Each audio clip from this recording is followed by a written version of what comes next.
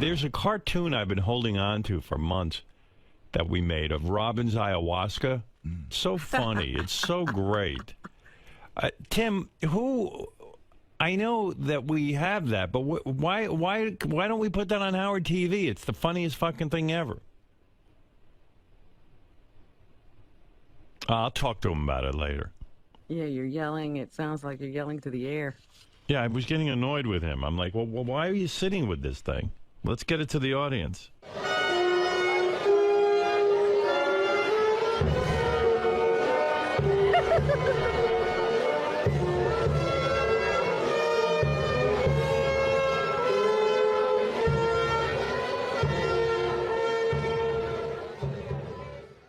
First of all, I went to a retreat in the Sacred Valley. Is that Peru? Yeah, and like I said, sleeping on a mattress on the floor. What are you searching for? What's going on with you anyway? Really? Well, I told you I had been suffering with some depression lately. Right, and you thought ayahuasca might be your answer? And you go there and you're like, hello, master.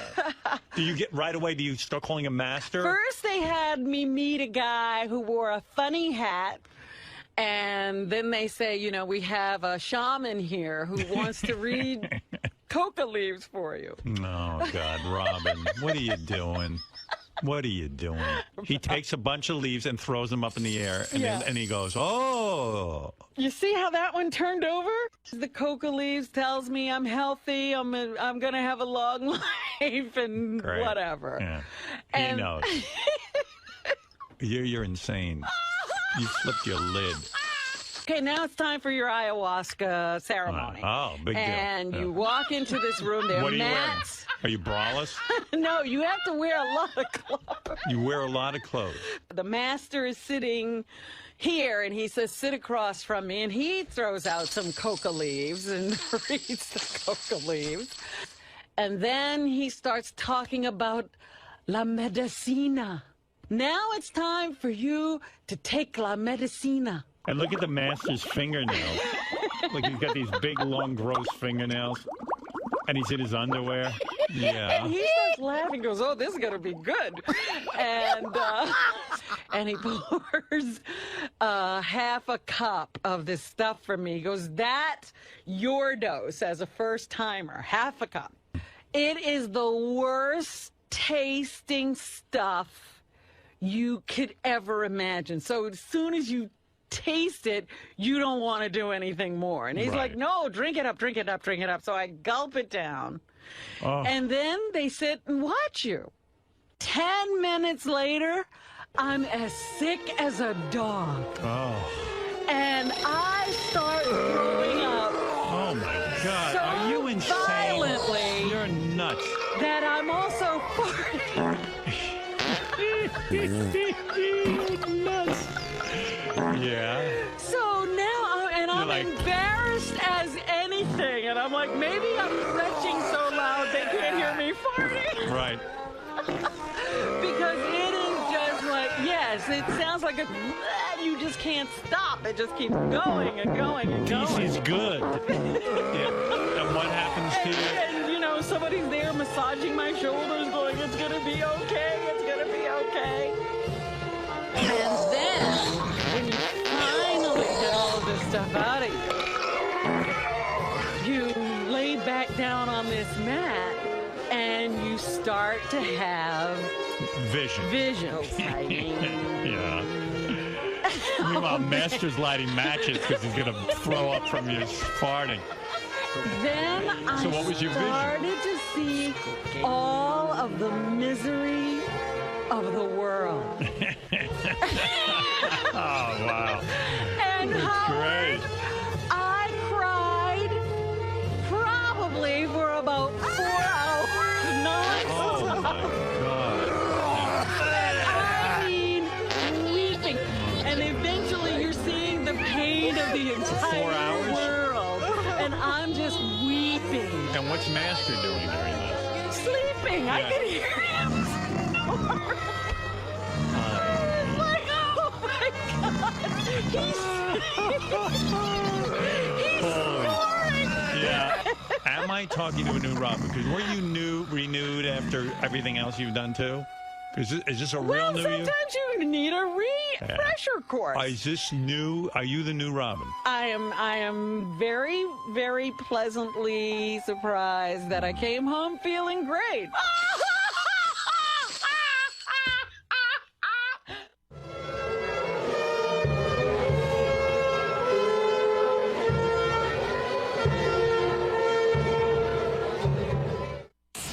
I remember going to baseball games a couple of times with my dad when I was a kid. I remember how scared I was because there were certain guys drinking beer. And I remember my dad wasn't a drinker of alcohol. And I mean, rarely he'd have maybe one drink. My mom would make him a Rob Roy. And that was such a disgusting drink.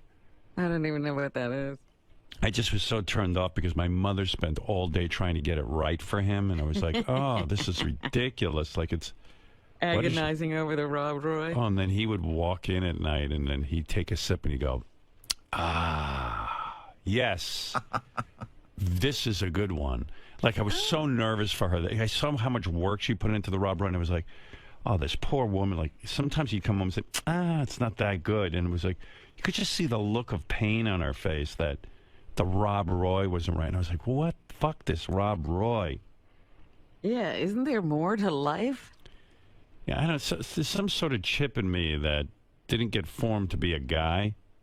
Like, guys walk in and expect their woman to make a Rob Roy, like my dad, you know, and he was like, yeah, but I was empathizing with the woman, like, oh, the poor woman, because I sat at home with my mother all day and listened to her sad stories. So everything seems sad to me and pathetic. My mom would complain that Johnny Carson was a dick because he would pass judgment on comedians. But at the same point, my dad would come home and pass judgment on his Rob Roy. On a Rob Roy. So what was she saying? Well, she knew how hard it was. Oh, my God. And she labored over this thing. 2 parts vermouth, 1 part the scotch, or whatever. Who the fuck even knows what's in that poison? And the only person who held her fate in her hand was her husband. Alexa It wasn't Hente. like she got national applause for the Rob Roy. No, Alexa Hente, the demanding one, came in. You know, and rightly so. I mean, my dad had put in a long... My dad didn't get home till 7 o'clock at night because we lived in Roosevelt, and Roosevelt's like 2 hours commute from the city. But I think my dad was too cheap to move closer to the city. You know what I mean? Is Rockville Center any closer? Because when he moved, he didn't move any closer. No, but he'd he'd tell us his war stories. First I drive to Queens, then we get on the train. I read the paper on the train. It takes for 2 hours. I left, he'd leave work at 5 and get home at 7. And I felt so bad for him, and he was miserable when he came in the door, and Rob Roy, and then he'd pass judgment on it, and then he'd eat, and then he'd run upstairs to take a shit in the whole fucking house. But, because we lived in a tiny house. And you had like one bathroom or something? Well, yeah, I mean, they had a little bathroom. Wasn't for me. Why me? And I couldn't go outside even because all my friends moved away and there were only black people who hated me outside the door. So I stayed home. I was just thinking the other day, we were all raised like veal. Yeah. Then I stayed locked home. in a house. Yeah, then I stayed home. You too, huh? Then I stayed home with my mom and watched her make that Rob Roy and listened to her talk about a horrible life. I mean, it was so sad. Maybe that's why you never got that male gene. What is your problem? You have no problems. My sister and my mother died when we were 9. And then, I mean, it really was a horror story, and I'd be like, oh, I guess you had your own Holocaust. Yeah. Oh, Grandma Rose lost her entire family in the Holocaust. I mean, there wasn't one survivor. And she only lived because someone took her in and hit her. What? Here, I want to give you this. This is the way you make a Rob Roy. I mean, your dad couldn't have a vodka and tonic? This is hard. Oh, it was a whole... You don't even know, Gary. It was a whole situation. Yeah, 2 ounces blended Scotch whiskey, 3/4 ounce Italian vermouth, 1 dash Agostoro bitters, whatever that is. Well, would you have to do that? Agostoro, but yeah. Shake whiskey, vermouth, and bitters well with cracked ice, then strain into a... Oh, yeah, watch my mom do this every day. And strain into a chilled cocktail glass and garnish as you would a Manhattan with a twist of lemon or if you must, a cherry. And then I remember when she was done, it was with him, it was a lemon. She would do the lemon peels perfectly, and then she'd cover it, because she'd make it earlier in the day, she'd cover it with a piece of plastic so that, so that it would hold its... I don't know what it was holding. Did she put it in the fridge? Yeah, to chill it. So, yeah, it chilled. Oh, yeah. my God. And I was just like, this is crazy. So she was really trying to make your house like the 1950s TV show. My mom worked really hard. I mean, like, she cooked a full dinner every day. And, like, but I mean, like, went shopping all morning and then cooked. And, I mean, she put so much effort into it. But she was really trying to be June Cleaver. Yeah, and I always felt bad because... the TV crew. You know, my dad would eat after. We wouldn't wait for my dad because he came home at 7. I wanted to eat my dinner at 4 o'clock. You still did? Yeah, I did. My mom would go, we're waiting for your father. Don't eat now. I said, Mom, I'm hungry. I want to eat. All right, you can eat. I'm going to wait for your father. Then 2 seconds later, she'd be watching me. And then she'd sit down and have dinner with me. So my father would come home. He's probably aggravated. None of us ate with him. And You then think? he would gobble up this meal that took her hours to make. And then go shit it out. Ugh. And then while he was eating, wasn't even enjoying the food because he was busy yelling at me the whole time. Because he'd have a rough day with his partners and stuff, and he'd be like at the table, and he'd go, and then my partner said, and I'd ask a question, and he'd go, shut up! Shut up and learn to listen! If you listen to what your mother and I are saying, you would learn to listen! All right, I'll shut up. I just wanted to have some interaction with you. I mean, you ask stupid questions. I want you to like me. Yeah, I'm trying to get... you don't understand? I'm excited about what you do. My dad had a recording studio. Yeah. I would say he had this thing, Ping Pong Records. I was really excited. It was a little record company they set up within the recording studio. My partner... Which partner from Ping Pong? Ping Pong! Why do you even know that name? I hate Ping Pong. He hated Ping Pong because he knew it was a waste of time and they weren't going to make any money with it.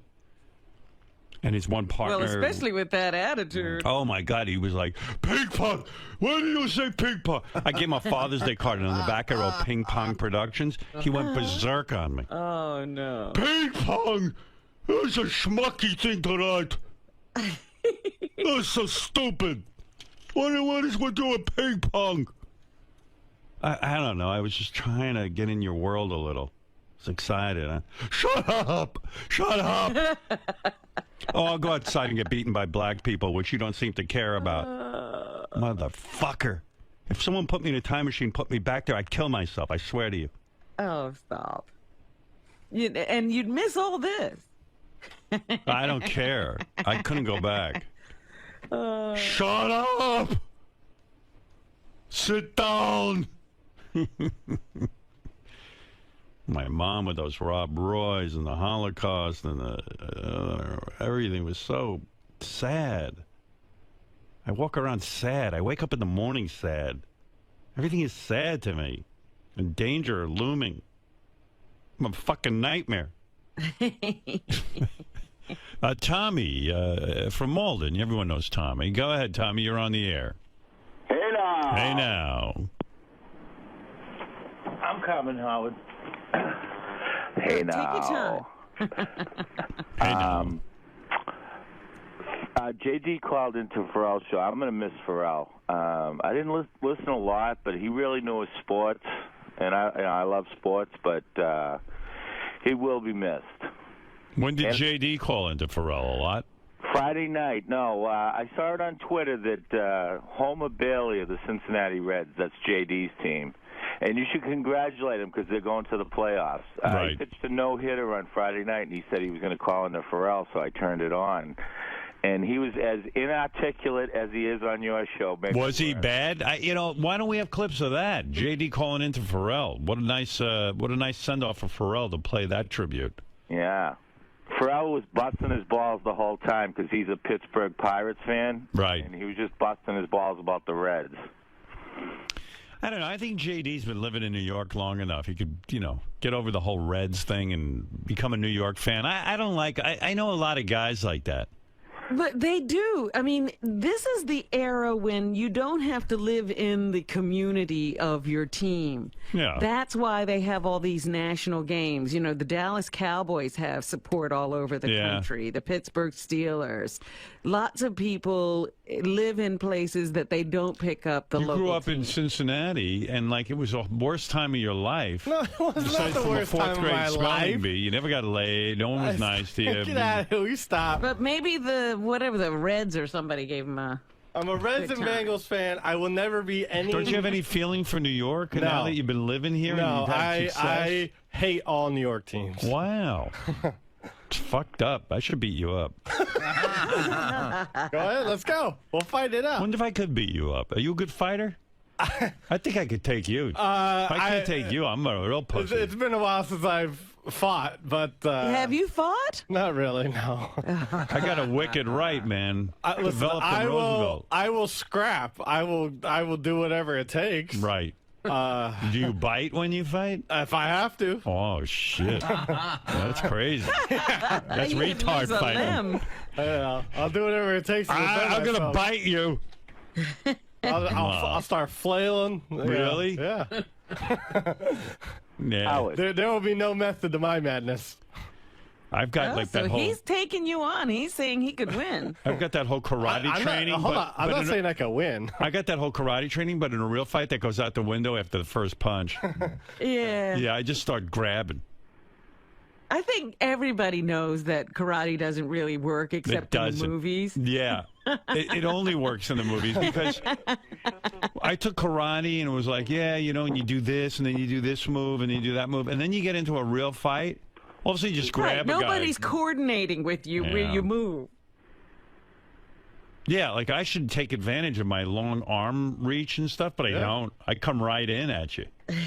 I come right in and I'm up close. And that's stupid because I get hurt. Fuck it. I watch a lot of MMA fights. So Yeah, that's crap. I might be able to think figure. weapons are always the way to go. You know who watches MMA fights? Guys who can't fight. Guys like me. And I'm like, come on, kick his fucking ass. Yeah, I'm like, well, hey. you big pussy. I can't fight. Well, you're two MMA watchers. Yeah. Two of the biggest douchebags watching MMA. Howard, don't you think that's kind of gay, that MMA? I know what you mean. They're rolling around on Certain the, poses. Yeah. Certain moves. It is a little Every weird. time I tune into one of those fights, it's two guys laying on top of each other. For a long time. An inappropriately long time. And they've got these faces like they're having sex. Well, I'll tell you what, those guys are some of the greatest fighters in the world, but it is an awkward looking thing with their clothes off and their... When one guy And sometimes one guy's face is in the other guy's genital. Yeah. They're 69 all the time. Yeah. Well, it appears there's 69 going on, ladies and gentlemen. Not gay. That'll make me tap out if a guy starts 69ing with me. He's got his balls in my mouth. Yeah. Balls in the face, I'm out of there. Oh, my God. Yeah, but I'm the worst fighter. I don't know. You probably could take me. Could you scrap like that? Could you roll around on the ground with the guy? I've had people sit on my head. I've had every single I've been in every awkward position there is because growing up I had to fight all the time, always. Was constantly fighting, and I'm not a fighter, but you had to, or else you got laughed out of school. In my school, you had to fight. You didn't have you could not, even if you lost, you fought. Because that was the scary time when it wound up on the ground. When you were standing, it looked like you had a chance to get away. Yeah. But once you're on the ground rolling around, it just looks terrible. Hey, Howard, did you fight back when the guy took your pants? He didn't get my pants. He threatened to get them, and I didn't have to fight that guy for some reason. Good for you. He was an idle I thought he threat. got them. He was more of an intimidator. He was part of a street gang, a very well-known street gang, and he said that I wasn't going to live till I passed 14 years old, and I was like, "Whoa, shit! This guy seems pretty wise." He says, "You're just going to get taken out." He goes, "You're a fly on the wall here. You're a sitting duck. You're not even affiliated with a gang." My school was like a prison. You had to have affiliations. And this guy was part of the 5% Nation, and you know that was a pretty heavy-duty organization. And he just said to me, "You're not affiliated. You're a white man. You're an outsider. Yeah, you're a white kid. You don't have any group. You're a nerdy white kid in a black community." Like he even was like, "What are your parents thinking?" And he goes, "Now give me your pants. I really like them." And I go, "I can't do that." I said, "I'm going to have to fight you because I'm not taking my pants off in English class." You were like, what was that movie? A Shawshank Redemption. Yeah, that was my life. And then I go home and my mother tell me how hard her life is. I go, "Look, why don't you open up your eyes and take a fucking look at what's going on with me? You think I'm having a picnic?" Every day when you go to the shower, it's a nightmare. Oh, my God. Shower. Everything was like that. I told you, I walk in the locker room, people would start throwing garbage cans over the top. That's why I'm so fucking bitter and angry, and I'm just inside, I'm just a boiling cauldron of anger. I don't want to hear about anybody else's problems because who paid attention to mine? Go fuck off. You couldn't possibly have it that much worse than I did. I'm lucky to be standing. Do you think you were angrier when you were younger before you went to... No, all the anger came out as an adult. I wasn't angry. I was a soldier when I was young. No, I mean, He like, was beaten. I was my mom's soldier. I wanted to make her proud of me. I was like, But oh. I'm talking about when you got to like Rockville Center and you just sort of disappeared. You didn't I became what a guy who suffers from post-traumatic stress syndrome. Now, I'm not saying that lightly. I walked around in Rockville Center in a coma. I tried to pretend like I fit in. I was in a town full of white people, and I didn't know how to relate, and I started taking drugs because I couldn't talk in class. I was intimidated by the white people. I felt so alone, so inarticulate, so everyone else seemed to have friends. I felt like a fish out of water. And you know how kids are. I mean, nobody's going to sit there and take pity on me. If anything, I was goofed on. I was not even goofed on. I was ignored. I wasn't I wasn't the guy get goofed. I was just ignored. It was as if I didn't live there. Well, thank God it happened, because you wouldn't be who you are. I don't know. I think I could have been better. I'm so fucking damaged inside. I know, you're pretty good. I walk around angry. I don't want to walk around angry. I'm angry, and that never happened to me, so... Well, you're angry because you sit in the house all day. You got to get out. All right, Tommy, I got to go. Yes, Jerry, you're on the air. Hey now. Hey now. Hey, just real quick about Tommy from Walden. Yeah. The reason he stays on the phone so long with you is because he's jerking off and he needs to finish before he's done. So that's why he stays on the phone so long with you. That's why he asks 50 questions. You know, people hate Tommy from Walden. You know, oh my God, it's he's so horrible. I don't hear that he's horrible. He gets on. He's got a couple of topics he wants to talk about. I don't understand why people hate him. But that's why, because he asks a ton of questions. Is that bad? But what if he's having an interesting dialogue with me and he's joining in? I mean, I don't get. There's such hate. I am getting so much hate mail because I don't like Gary's new television show. On, I mean, it's unbelievable. Oh my God, Robin! I've never gotten more hate mail over a topic. But are they watching Gary's new show? No, it's horrible. And what I did was I tried to improve Gary's show. I found a way to improve Gary's show if he insists on reading his reviews of tech equipment. I can slow it down. The tech product I want to talk to you about this week But this is my worst nightmare. called Apple TV. Now, I think Apple TV is a very misunderstood. Apple TV is a very misunderstood. Thank God Gary's around to explain it to us, because we don't understand it. Yeah, who's misunderstanding it? I don't think tech guys are misunderstanding it. I heard the big thing is Gary's next show he's bringing on John Hine as a guest. Is he? Which makes sense because when Gary's around John, he talks like a normal guy. Right. He can have a conversation. Right.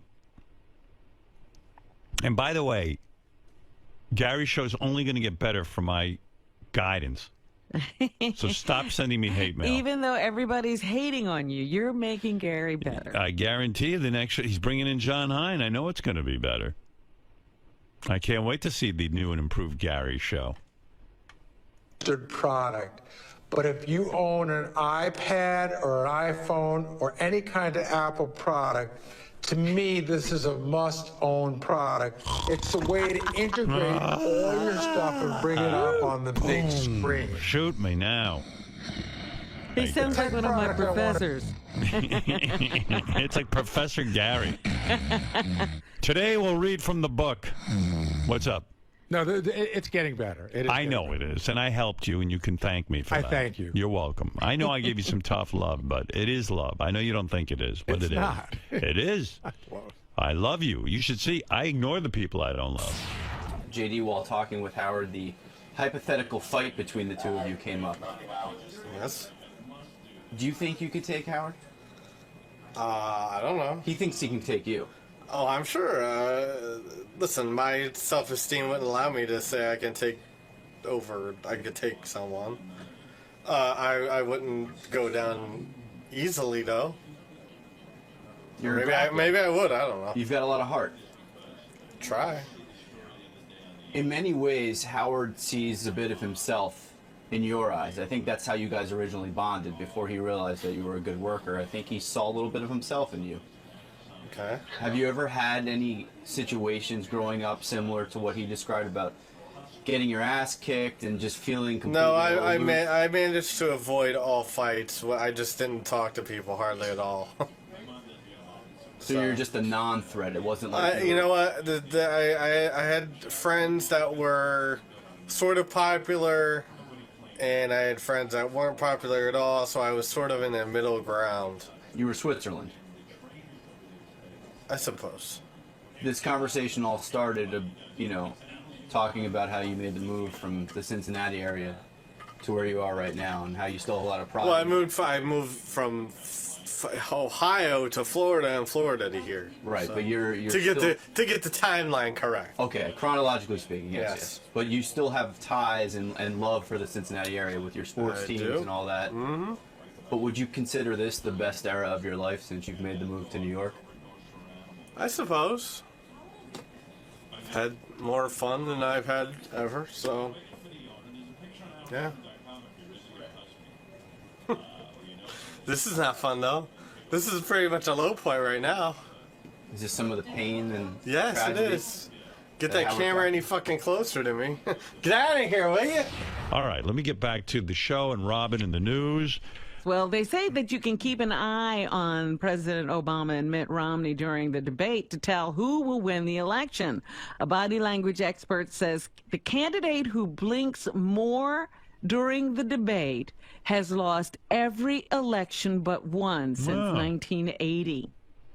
That's Boston College professor Joseph Teach, who bases his theory on the relationship between eye movement and emotional state. He says Imagine stress that. and other unpleasant feelings cause people to blink more often. There's a guy studying that? Like, who would even think to study? Like, And what a guess waste who of the a one life. exception was? Bill Clinton. Reagan. George W. Bush blinked more than Al Gore. That was a Still blinky won the- bastard. I got to tell you, if I was Electoral running, college. I do a Clockwork Orange kind of thing, man. I just keep those eyes open with a big prong. But that's absurd. That somebody would sit there, like somebody sat down and said, I'm going to study how many times somebody blinks in a presidential debate, and then I'll determine who's going to win. Yeah. Like, that's you got to have a lot of free time for that. That's Or, this is the age of television and the computer. You can get all these things and you can get them done without human effort. President Obama's strong showing among likely women voters is driving his 4-point national lead over Republican presidential nominee Mitt Romney in a poll out today. So women are pretty turned off by that Republican platform. You mean you think the guy didn't sit there and count each blink? You think he had a computer do it? Absolutely. I don't. I think he had to do it the old-fashioned way. Count every single blink. We need to interview him. The 𝗦𝗵cie survey of likely voters shows Obama leading Romney 49% to 45%. The poll shows women favoring the president 56% to 38%. So the president is leading with women. You know who blinks a lot? That guy's wife who did the study about blinking. She's like, I can't believe I married you. And she's just blinking away. He likes blinkers. Today on the Gary Dell'Abate show, they call me Baba Booey, a machine that counts the amount of times you blink.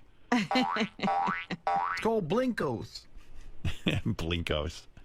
It's like Sonos, but Blinkos. It's for your eyes.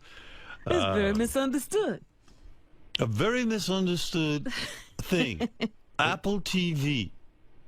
But once you understand it, you'll understand it. Is Apple TV very misunderstood? According to Very Gary. misunderstood. And now, does he write his own copy, or do they write that shit for him? Oh, I think these are supposed to be his opinions. And now a very misunderstood thing. Oh, you write it. Where is that? I want to listen to Gary's show. I love Gary's show. I decided I'm wrong. I don't want him to change a thing about it. I don't want him getting more comfortable. Where's Gary's show? JD's putting it up. Today's show is about Sonos or Apple TV, a very misunderstood product. I got to figure it some way. I'm helping Gary. You're just figuring it. You argued that for 2 days. You're just figuring it. I love it now. I want it slowed down. The tech product I want to talk to you about this week is called Apple TV. Now, I think Apple TV is a very misunderstood product, but if you own an Isn't it better like iPad that? or an iPhone... Now I'm not missing a word. You know? What? You're literally hanging. His regular show's JD1 in orange. JD1. Let's just listen to a little, Robin. It's so much fun. You want to hear about Sonos? You want to hear about Pink Floyd CD packages or... Ooh, that's new. Or DVRs? I bet you the DVR one is exceptionally boring. Yeah. When my kids were younger and I told them bedtime stories, I would often tell the story of a place long ago where you actually had to get up and go over to... Actually had to get up. And go where? I don't know. Oh, my God. I mean, if you're not going to let a thought finish, Hey, come on. Let me have fun. Let me have fun. Why do you have to interrupt? Don't interrupt. That's what I'm doing now. I'm interrupting your broadcast. I know, but I want to have fun with it. Story. Oh, absolutely. The TV to physically change the channel and how there were only 6 channels. I'm not including PBS. My son... What's he talking about? The world before remotes. Oh, I'm not including PBS. Why not? Why is he not including PBS? I don't know why PBS doesn't get counted. Nobody watched it when we were kids. Yeah, but we had it. Nobody watched it. Don't interrupt. We want to try and figure out what you're talking Then why about. mention it? It existed, Robin.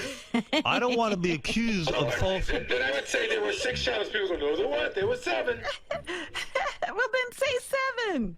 Would look at me in amazement. He has nothing to talk about, Robin. He's trying to drag it I out. did say 7.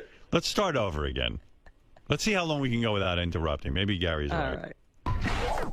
When my kids were younger and I told them bedtime stories, I would often tell the story of a place long ago where you actually had to get up and go over to the TV to physically change the channel and how there were only 6 channels. I'm not including PBS. Why didn't he include PBS? Oh, don't even get into it. We just went through that. But also, why is he making up stories about no remote controls for his children? I don't as know. a bedtime story. Because we didn't have, when you were a kid, did you have a remote control? Kids, I want you to know. Answer the question. Kids, I want you to know everything about Daddy. Hold on, Robin asked a question. When you were younger, did you have a remote control? They're perfectly good bedtime stories, Gary. That's not. No, I like to tell the kids Robin. Now before you have to shift gears to be a dick. before the kids go to sleep. I like to tell them about my life, and you need that. Once upon a time, there used to be a thing on the porch called a milk box. Now, the milkman would come, and he would put milk in the milk box. And when the My empty son would look bottle at me in was amazement empty, and say, only 6? Well, television has come a long way. Now there are hundreds of channels with tons of great shows. So many channels and shows, it's hard to keep up. And that's where the DVR comes in. Ah. From humble origins, my first TiVo. From humble origins. Now, when does he use the word humble? It's humble origins. From humble origins. Wow, we. Tomorrow, I'm getting. No, this isn't fun. When Robin was on CBS Sunday Morning, we'll see if she uses every word correctly. Is there a way to turn off his mic for me? No. Oh, my God. We're trying to have some fun. Can you leave? Don't you have producing to do? My fun is not your fun. Yeah, but I'm interested in my fun, and the audience likes my fun. It's not fun, Robin. He's interrupting it. So much fun analyzing him. Oh, And your kids accepted these as bedtime stories? Do me a favor. Go tell the interns a bedtime story while Robin and I talk like adults. Robin's going to ask me a question. The answer is yes. I would actually goof around and tell them the story, and they thought it was funny. Here's an interesting story, kids, about what it was like for Daddy to grow up without his remote control. And now we have Sonos and misunderstood Apple TV. What was the phrase he used? Humble origin. I tell them about Dad's humble origins of not It's not Dad's humble origins. It's the DVRs. The DVR's humble origins. and I was like Lincoln because we did not have a remote. It's a single tuner with very limited space. Tuna? I love tuna. To keep recorded programs. The DVRs of today can often be the most powerful piece of technology in your living room. Oh, my God, what a show. TiVo recently released a box that has 4 tuners. That's right. You can record 4 shows at once. Oh. I have 7 TiVos in my house, but each one I have no laugh. Bragging. I have 7 TiVos. There used to be 7 channels. Now I have 17. Of course, I should say all of them record all the channels, including PBS, but I didn't say PBS, and one of them is Mary's DVR, but technically it is my DVR. Imagine the bedtime stories you children would be able to tell your children. Wouldn't Gary's show be a lot funnier if he was in a chicken outfit sticking eggs up his ass? Wouldn't you like that better? Daddy's a chicken. Imagine all these guys with secret lives and they're secretly chickens with shoving eggs up their ass and they got kids. Yeah, that's your dad. Poor Daddy had to watch Teen Anal on a VCR. There was no escaping Mommy. I heard a lot of guys on Wall Street when they go to their dominatrix, they like to put Gary's show on as a form of torture. only has 2 tuners. 2 tuners. Not to be outdone, Dish Network is boasting a box that automatically records all 4 networks. Automatically records. Accords. Oh, when he reads, he has such difficulty. And how does he think this is interesting? Because It's really weird. The thing I'm talking about right now is the product you asked me about last week during the commercial. It must be boring as shit. No, because you talk during the commercial, you don't just read. Said, why would anybody think it's interesting, meaning the specific product? The way you're reading. Oh, you didn't say that. Be fair. Oh, my God in heaven. Can you fucking go away? You motherfucker. Everybody, when you fuck with everybody, everyone gets a chance. No, it's just you're sucking the life out of our fun. We love talking about you, not talking to you. We know you're the greatest. It's just that you can hear us. You shouldn't be able to talk back. Robin, watch the monitor. When we're playing his clips, Gary just gazes off because he loves the sound of his own voice. He thinks he thinks this is a great show. Fucking monitor, Jesus Christ! No, you love it. You love hearing your show. Oh my God, you're becoming a liar now. No, I see you. You're like, You see me? You don't it's see what really I'm good. looking at. I love when I read. You don't see what I'm looking at. I see what you're doing. Don't. No, I do. I see what you're up to. I watch you. Watch his face when we're playing the clip. All right. He loves it. So prime time in HD and saves them for up to 8. Oh, now he's aware of it. All right. Yeah, anyway, any other news, Robin? Yes. I don't know why, but maybe Gary can tell us. People are just saying television is horrible for kids. Well, a lot of people are saying that, and now there's a brand new device created to keep your children from watching certain shows. It's a jamming device called 𝗦𝗵ici𝘄. 𝗦𝗵ici𝘄. It's a product put out by the same people who put out Sonos. It's a remote control device that is very misunderstood. That came from humble beginnings. It's a device that came from humble beginnings that is misunderstood? That's right. I wrote that myself. You know what's funny? Gary's bringing John on the show so that, to make the show better. But meanwhile, John's going to be so good on it, they're going to fire Gary and make Gary look bad. Yeah. They'll be like, hey, John, why don't you just take over this show? They say that even when nobody's watching the TV, you shouldn't have the TV on. That's right. Because even the background television can cause your child problems. When the boys were little, Mary and I would monitor what they watched on TV and on the computer. We used a very, very good device that would help us to monitor the boys' computers so they wouldn't know. Do you know the name of it? No. Gary, what is it? Go fuck yourself. Go fuck yourself. That's what it's called. Go fuck yours. Go fuck. Fuck Onos. Fuckos. It's made by the same people who make Sonos and Bonos. Banana Fana Phonos.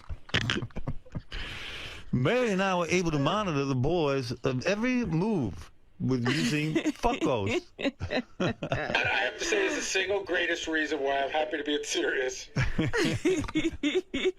Dr. Ellen Rome, a pediatrician at the Cleveland Clinic Children's Hospital, says kids under the age of 2 should have no screen time and has recommended or recommendations for older kids, 1-8. That's right, Robin. This show is not for kids under 2. Gary. Yes. This conversation doesn't seem to be going away anytime soon. What's going to be your tactic moving forward? I was surprised that he was mad that I responded because I thought he likes when I get pissed off. And then he's like, hey man, you're ruining it. I'm like, I thought the whole point was to piss me off. Right, it's like teasing your sibling or the girl on the bus trying to get a reaction out of it. And then he just wants to goof on me without me arguing, and I was that's sort of shocking. Because... I'm sorry, how long has this show been going on for before Howard started to play the clips? I mean, how long have you been taping this for? About 4 weeks. So did you see this coming down the pike, or you thought he was just going to blow past it? I thought that he would either be bored by it, because I don't think it's geared to him, or he would goof on it. But I didn't think he would goof on it to this magnitude. It's sort of a crossover. He's bored by it and goofing on it because he's bored by it. Well, if we were bored by it, he would not be talking about it. But it's probably better for him to be talking about it than to be ignoring it.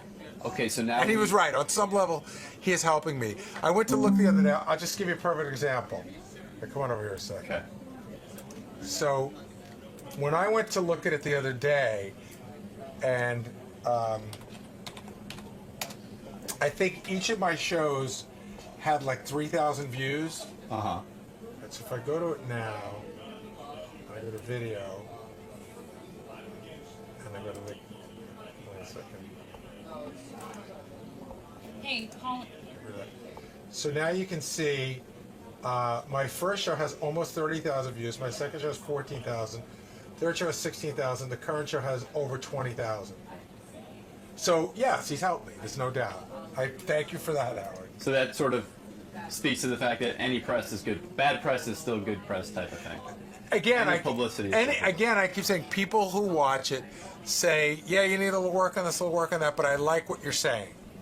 Will he be in your head going forward with these tapings? Are you going to hear, hear your own words coming out of your mouth? I have a pretty good idea. My own words are coming out of my mouth no matter what. I'm not, I'm listening to what he said, but it's not like he's putting words in my mouth.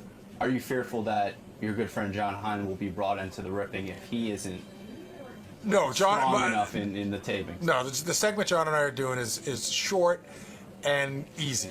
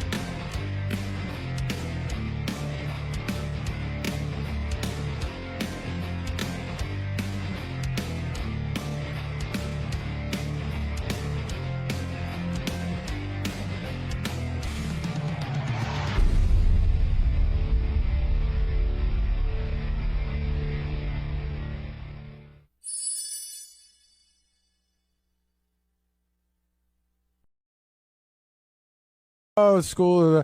I go, Mary, what did you do today? She said, I went to the gym and I did this and I did that. And I do ask the Jack questions. says who was on the show, and that's what you do at dinner, I think. We do that at dinner. I do ask the questions, but there's really after being with somebody for close to 20 years, it's pretty much the same monotonous routine. So I always ask, and we certainly share a lot of things together, and we talk about our friends and things that are going on, but. I mean, so the question is, could you pull off a Ponzi scheme with your wife not knowing about it? No, I couldn't. Not with her. No, she's well aware of my schedule. She does. She puts my schedule together as far as the in this case, it wasn't Bernie Madoff's schedule. He had a regular schedule. It's just what he was doing while he was there. That's right. I certainly couldn't pull it off. No. We're certainly in tune and in touch with each other as far as I know. Hey, Ronnie, I see you over there. Are you doing Good Day LA or what? I don't know. Where did this come from? Fan Network. What do you mean? A guy tweeted that, hey, Ronnie should do this Good guy Day runs LA? a thing called Fan Network, all promotion about Ronnie Mund. What does that mean, though? It's like a website? On Twitter. Is this officially sanctioned by you, or I don't give? Listen, I don't give a shit what he does. He puts shit up all. No, what are you talking about? Money? What do you? Right away, everything's money with you. What are you? The funny thing is, about? when Ronnie says he doesn't give a shit, in his world that is officially sanctioned. Are you okay with it though? It's so stupid. That's some cool. of the stuff Do he you puts follow up it? though. Well, it's on my page, so I see it. Well, what are some of the other things you some think of she should do? Like here's some of the I could get on there right now probably because I'm sure he heard that, he was mentioned on the show. There'll be like 10 in a row of what? Hey, Leonardo DiCaprio, put Ronnie Mund in your next movie. Hey, Donald Trump, make Ronnie Mund the judge at the Miss America pageant. All right, so he's spreading the word. Hey, NASCAR. You make Ronnie a grand marshal at your next race, shit like that. So he said, "Hey, Jillian, put Ronnie on." Right. So in other words, you're not booked at all. Pretty much booked. No. Oh, okay. I'm not booked. But you are booked to walk the red carpet. Oh, that's got nothing to do with him. And what is that? You're walking the red carpet for Fox, you said? Yeah, for UFC, the launch of UFC on Fox, November 12th. And they're flying you first class? Yeah. Very nice. Yeah, it's cool. Is it because you have another thing coming up? Yeah, I got or something. I have something going going on with them, and the guy who's putting the UFC thing together is also the guy who's part of putting that my thing. thing. This is cool. Like this is like a soft launch of Ronnie. Yeah. Like Ronnie's coming here, but not promoting anything, but just people get to know Ronnie for when he's got his big gig. Need to be seen on the Right. red carpet. So what's your plan? As far as what? You just going to stroll down? You got to have Stroll down? You got to have a game plan going in. What kind of game plan? I just walk and do the usual me. Gary, you're a red carpet veteran. What advice can you give Ronnie? Give me some advice. Usually when you're on the red carpet, usually they're asking about the show, so just be ready for questions. I always try to figure out how I'm going to handle anything I don't want to talk about. I'll tell him to fuck Like off. when Howard's contract was up, and I went to the McCartney I was thing. going to say, your plan for the red carpet is to tell him to fuck off? Well, if I don't like what they're asking me, no, I won't say it. No, I'm only kidding. Well, that's got to be exciting getting flown out to L.A., walking the red carpet. Yeah, it's exciting. I'm all hyped up about it. Are you bringing your girlfriend? No, she can't go. She's got to work. Don't you think? I can't see Jillian not having him. I know there are two other people and others in the decision-making process. Oh, then he put up one also that I should be on Jimmy Kimmel. Hey, Jimmy, he's coming out to L.A. You should put him on the show. Jimmy could probably work you into a bit, but I don't think he could book you as a guest. Yeah. I think that, believe it or not, Good Day LA, they have like authors and actors on, and I know Jillian could do 8 minutes with Ronnie in her sleep, but I don't know if she could talk the rest of the people, the producers, into putting you on. Right. Yeah. Hey, you got any other plans while you're out there? I'm going to see some friends.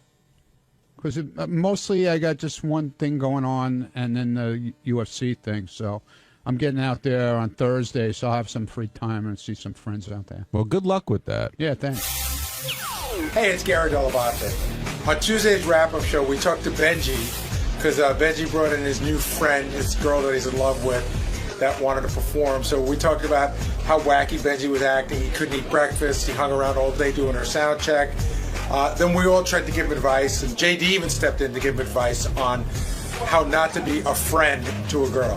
Here's what happened.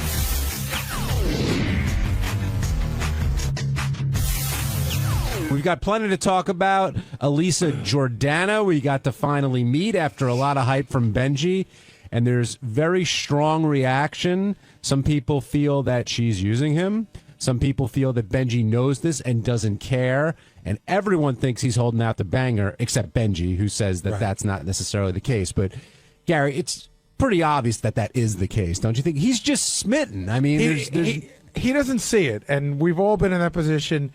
But he's like, no. Even if, she never sleeps with me, this is somebody I could be around with the rest of my life. But I think we all sort of know in a year she'll be gone. She'll be with the chick he brought to the Christmas party, wherever she ended up. That is who is the greatest person ever and really a sweet girl, and we're gonna be friends forever.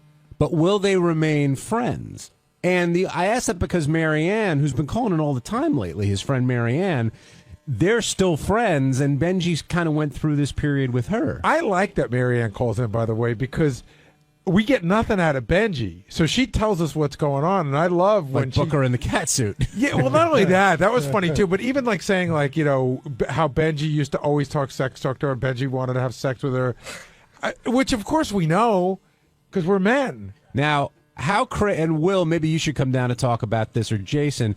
How crazed was Benji leading up to this? Oh my God! Appearance. Oh, here's a good one. Doug comes to me, Doug Goodstein from TV, and he says, we order Benji's breakfast every morning. He's never missed breakfast ever.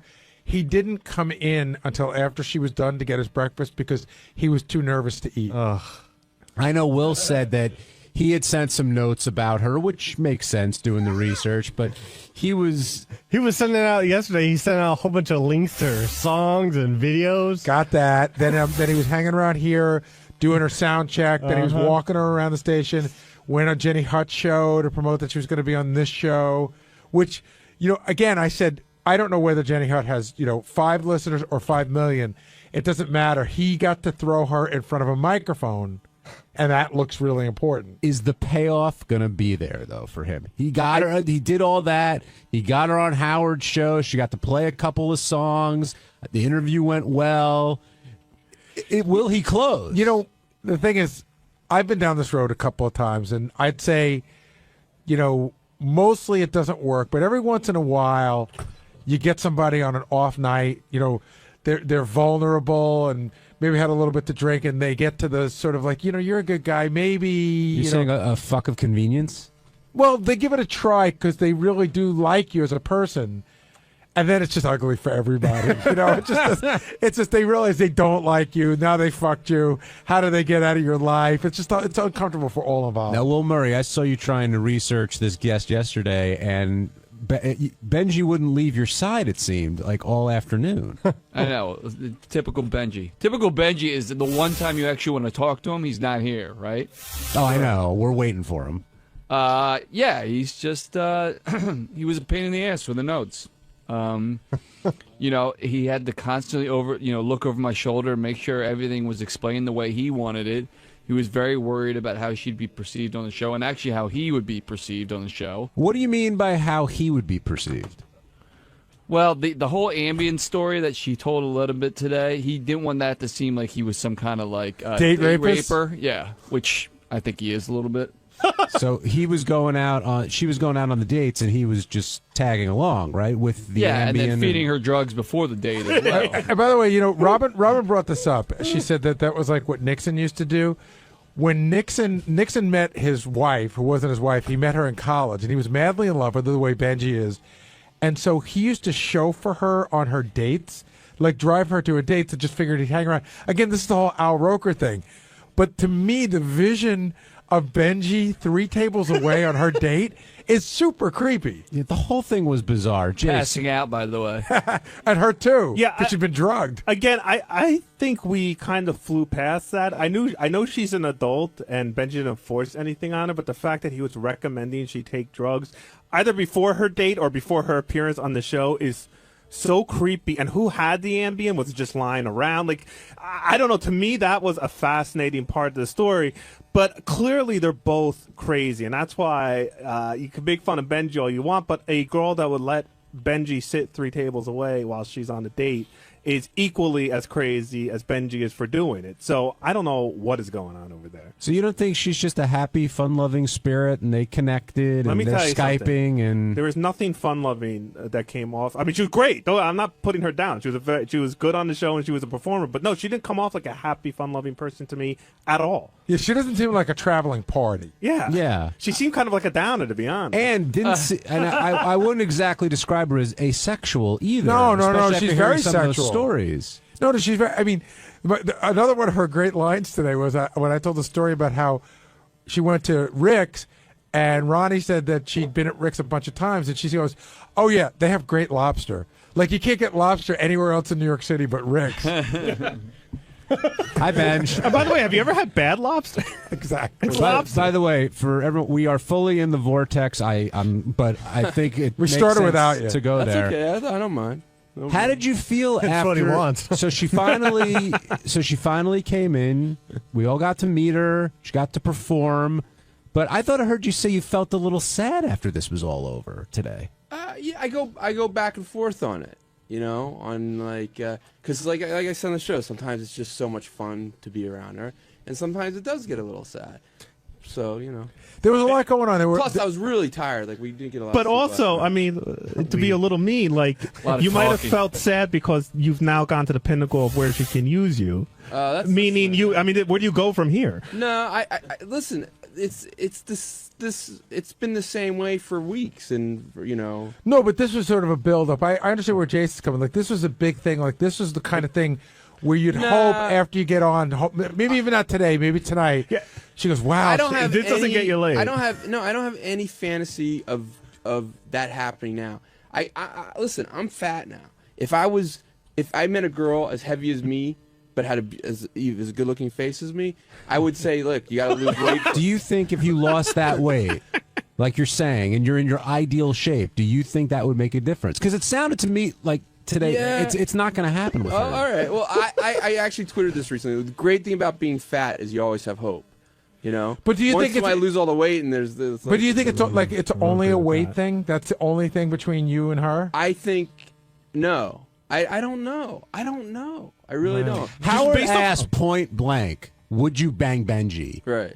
And she didn't say no, right? But she gave the if there was a nuclear war kind of like she was giving the excuses. She gave the being nice answer. Do you think that would really work? Well, it seemed like you got the sort of not that good looking but a great personality. No, I know. Rap. Like I knew when I pitched that as a hey, to have her on. I was just talking to Greg about this. Like, there's three things going on. One, did I want to get her on the show and like help my friend out and impress her? Absolutely. Did I want and get her music out there?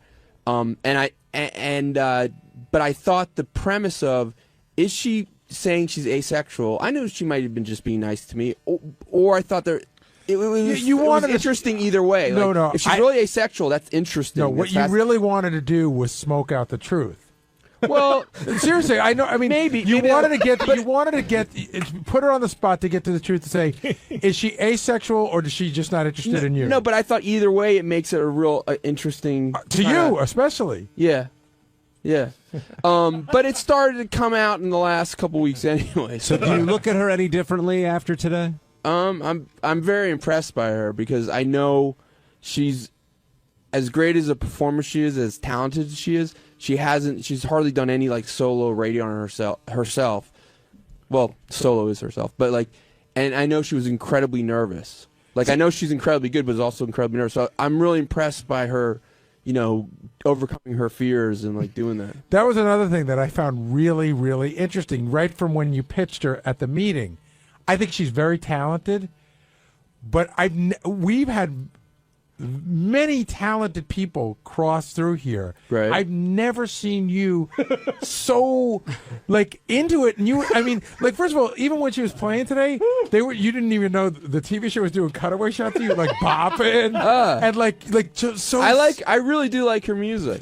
So I think you really like her. We can tell. I do. I really like her too, but I really like her music also. JD, what advice would you have for Benji? I was also bopping like when Lady Gaga was in. Not like this. I don't know. I don't even know. Like if he's okay with them being just friends, then let him do his thing, whatever. But it seems like he wants to. Hold on, but if he's looking, if he even thinks he's dreaming of a little something more, I think he should just stop. Well, no, because you're really hurting yourself. I get that, and like I said, like I don't think she will meet someone better than me. I don't think that she'll meet someone better than me. I had this conversation. with her during the break. I don't mean better than. I'm saying that will make her happy. She won't meet. That she'll be happier. Like have a better emotional. She won't meet somebody. But maybe I'm wrong. Then why isn't she saying, Benji? You know what? You're the love of my life. We should be together forever, always. Because I'll never find anything better. Because she's not at that point, and it might not happen. I agree that, and I might. Like I've said repeatedly, I might say, you know what? It does hurt me too much to see someone I really like this way, but. Sometimes it does, sometimes it doesn't. I gotta say, what happens. I really like the angle you were taking for getting her drugged up and then moving forward. So I would suggest, unlike JD, is either get more or better drugs. All right. Where do you think this will? Like, it's a year from now. Will you be friends? Will we have never not heard of her for 6 months? Where do you think it'll all be? I don't know. I could see like I don't know. She's the kind of person I could see. If it doesn't work out, like maybe I like her. I like her a lot. So maybe it's someone I want all my life. And we, so I don't know. JD, you've been the friend victim, right? With some chicks? Yeah. Like, have you remained sort of recently? And you have to just, it took a little while, but you have to cut the cord. Yeah, but if people, because it'll kill you. But JD, like I went through some major anxiety over someone and it's just like, ugh. It wasn't even worth it. But when people were telling you, you know what, it ain't gonna happen. It's time to move on. You wouldn't listen.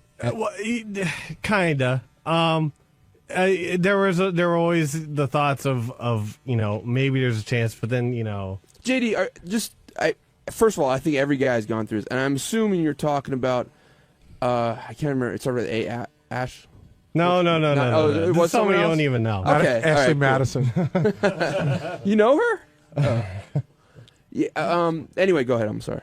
No, you were about to say something. But have you ever had this with somebody and remained friends with them? Not really. No. Once a girl isn't into me, attracted to me or whatever, it's hard. Why are you laughing? It's hard for me to be just friends with them. You know what I mean? Same here. It's not. Or sometimes it is, and sometimes it's not. Aren't you worried about if something does happen romantically, it's going to destroy everything you've built? In terms what do you mean? Because you could be us if we get together romantically. It's like a bad John Hughes movie, but you could be friends with them for a very long time. Then that moment happens. Then all of a sudden, it just didn't live up to expectations. That's possible. I mean, but I'm not looking for a guarantee. I was back there in the newsroom, John, and Al, who's editing up the news stories today for us, told me an interesting story that when Benji did the hurricane show, where he was doing a 1-hour show during Hurricane Irene, I think, he had asked Al to upload 20 songs of this girl into Profit to play throughout the show. She was gonna be one of the people I interviewed. They said they couldn't get her on the phone. Now, Al sat there and had to upload 20 songs. Well, they asked me, they said, give us every single thing you want to upload that could possibly be, because they also told me when I did the Hurricane show, it could be all night. So you skipped the Billy Joel anthology. No, I also had several Daniel Johnston songs. I tried to get a Kenny Roby song about a hurricane. Another guy won't bang him. Yeah. Well, don't say that so quickly. Hey, Benji, one question real quick. At your peak, do you think you like Marianne more than you like, what's her name now, Elisa? It's so hard to... Nah, I don't think so. Does it bum you out that... I do love Marianne. Does it bum you out that Marianne calls in? It pissed me off. I mean, I love her, and Marianne is one of my closest friends, and we're one of my best friends. But I don't like this, I don't like... It's you don't need to tell people like, just give it up. I don't believe in telling people give up something. I can say like, hey, you know what? I think it might lead you to getting hurt. But just drop it. It's never going to happen.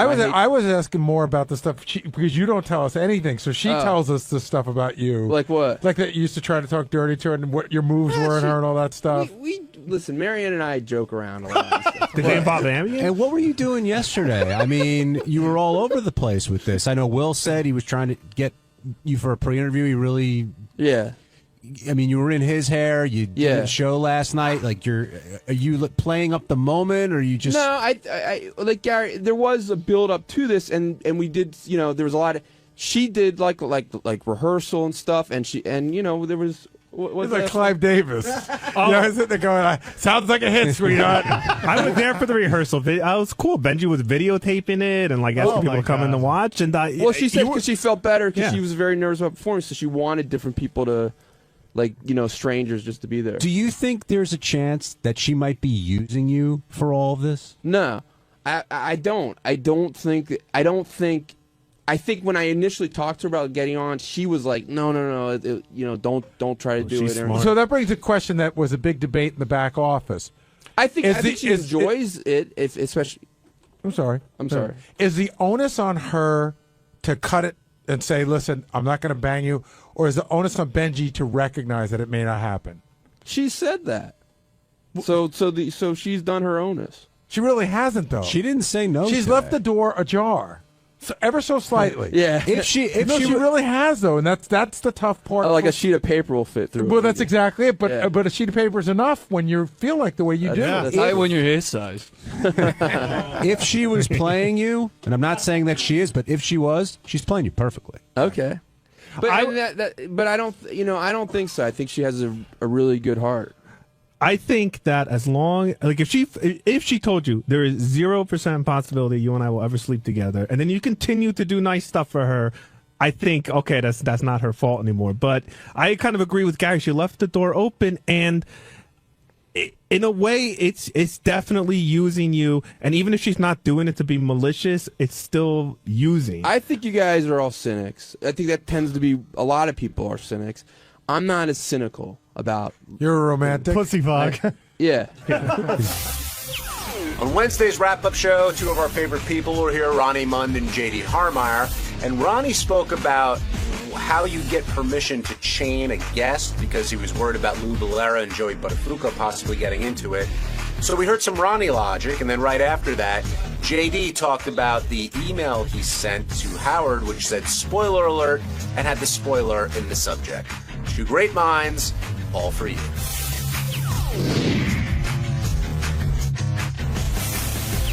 Ronnie, with Lou and Joey coming in, a lot of the they got along very well, but Gary, you should describe the setup because there was a whole, reconfiguration of the studio, and one was isolated, and a lot went into it. I'll talk about that, and then I'll talk about the conversation that Ronnie and I had yesterday, how it all led to this. But basically what went on was Howard was very fearful that there was going to be an altercation. And Ronnie and I had spoken yesterday morning. I went to Ronnie. I said, you got extra guys tomorrow, right? He goes, yeah, absolutely, because we knew something could happen. So I get a phone call from Ronnie at like 1. I guess Howard called me when I was down with Tim, and I tried to call Howard back. I couldn't get him. Ronnie called me. Howard's very nervous about what's going to go on. And then Ronnie said something about a ball and a chain, which I didn't understand, which in all fairness, Howard must have said to him. And in my mind, I'm thinking, like, handcuffs and balls and chain. Like, we can't do that. Does Ronnie have a security or police type of voice or manner when he's talking, like when he's setting up these plans? We were just talking. Ronnie and I talk about this, like, how you going to handle this, how you going to handle that. So Ronnie had informed me, because Howard had gone to the gym, and Ronnie said, he called me. He's worried about tomorrow. He talked about maybe handcuffing them or putting them in a ball and chain. But I called the people that work here, and it can't happen, et cetera, et cetera. So I just sort of let it go by because I knew it was an idea that came and went. Right. And then I said to Ronnie, we'd done this twice before. I said, why don't we put one guy in Robin's studio? That way your guys can block the door either way, him coming out or Joey going in. And that ended up being Lou. Right. We put Lou in there and put one guy on the couch. And so everybody liked that idea. Now, I'm trying to think who the other people. Who's the black wrestler? I think his name was Booker T. And I think somebody interviewed him and gave him a quiz, and he did not come across looking very bright, and he was fucking angry. Yeah. And so we put him in the booth. That's one I remember, and I think we did it one other time. Oh, the KKK guy. Which kid? Yeah, Daniel Carver for the Carver That roast. was the To roast. protect him, though. That was the roast. Right. He was in there. But Ronnie, what was your plan, and did you leave a message like that for Howard? No. So what did you tell him? No. We talked in the car, and he said that he was nervous about, he didn't want any problems. So I said, well, we're bringing extra guys in, and he goes, well, maybe we should chain them to the couch and one to the chair, or handcuff one, or whatever. I said, I don't think that'll work, but I'll check into it. So I checked into it with a couple of people here that work here, security people, and it's you can't do that unless you get permission. How many people did you check with? Well, 2 different people. Okay, and did you think Howard was being like dead serious? I want them chained. I want them handcuffed. Or did He you think wanted maybe... something to make sure that they wouldn't get at each other. But that's not the issue. Well, there wasn't an issue. Yeah, Why do you say I there's don't an think that issue? was Howard's point. Howard's point was, did you think he was asking for you to do it without their permission? No, how can you do it without their permission? But you were saying we can't do it without their permission. Right. Well, that's what. So then we could have done it with their permission. Yeah, you could have. Yeah. So then why would you say to Howard we can't do it without their permission if you didn't think he was asking that? Benji, I actually know what he's saying. He's saying that you shouldn't have what Benji's saying is you should have called Howard back and said, we can do this. I did say but that. we're going to have to get their permission, and they may not give it. I did say that. If we got them either written or them telling on camera, beforehand, like we do when we get the IDs from girls and stuff like that, that I give my permission to be handcuffed into a chair. But did you ever assume that Howard was going to want to do it without their permission? No. So normally you don't bring up something like that unless you think. Why wouldn't you bring it up? Why would you say also like? Why is it so? We why can't do you force have feed to them. pick at everything? No, why I think it's interesting. What? I'm not trying to be mean about it. No, but I don't understand what the problem is here with you with this. What is the problem? I swear it's not a problem. It's just, I find it interesting. Okay, it's interesting, but I told him every scenario of it. And that's why he said I left this long message. What was every scenario? The scenario was either you could handcuff them with their permission, or you can't handcuff them unless they're under arrest. See, that's where it gets funny, because I think we all know that nobody's going to handcuff them without their permission. Well, no. You can't just have them walk in and say, hey, listen, man, we think there's going to be a problem here. We're going to handcuff you. No, you could have them walk in and say, we think there's going to be a problem here. We were thinking about it might be funny if we handcuff you. Are you cool for that? Yeah, right. But they weren't cool about doing that here. How do you know? Let's get to that. Who wasn't cool about it? The serious people. They didn't like the idea of handcuffing people? Then we couldn't do handcuff people at all. If we had their permission. Well, hold on. But you're saying 2 different things. Either the serious guys told you no. They weren't happy with it either way, but it can be done if you have their permission. But they weren't happy about it. Wait, so the handcuffs... How much more can I say? Wait, Ronnie. They weren't happy about it here. Okay, so the handcuffs were out. But what about the chains? No, the same difference, John. Chains, handcuffs, the same thing. All right, so after you found this out, what was the next plan? Did you design the layout? No, Gary, I spoke to Gary. Gary said, we've done this before. What if we do it this way? And I said, if there's a problem with that, call me back and we'll try and work something else out. I never heard from him again, so I assumed everything was fine. When I came in this morning, that was the plan.